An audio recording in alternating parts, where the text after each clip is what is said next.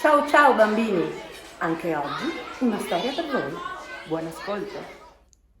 Fortunatamente,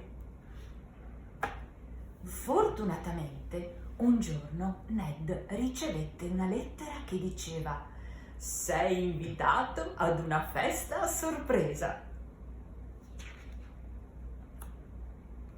Ma sfortunatamente la festa era in Florida e lui era a New York.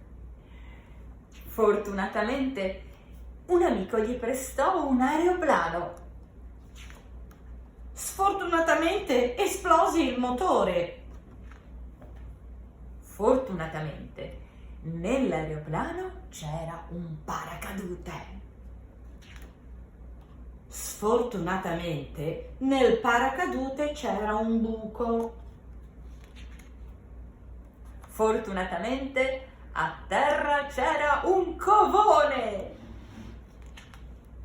Sfortunatamente nel covone c'era un forcone.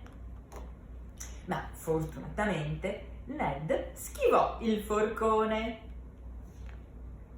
Sfortunatamente Ned schivò il covone.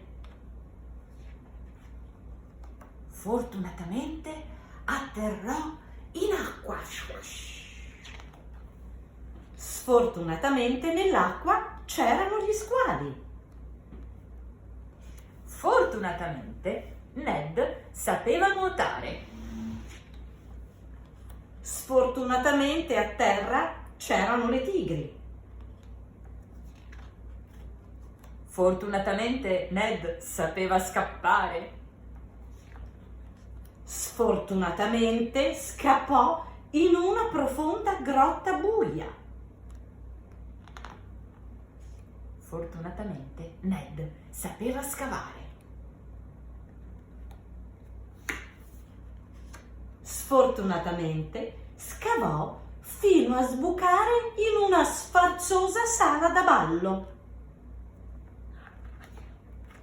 Fortunatamente stava per cominciare una festa a sorpresa e fortunatamente la festa era per lui, perché fortunatamente era per il suo compleanno. Evviva!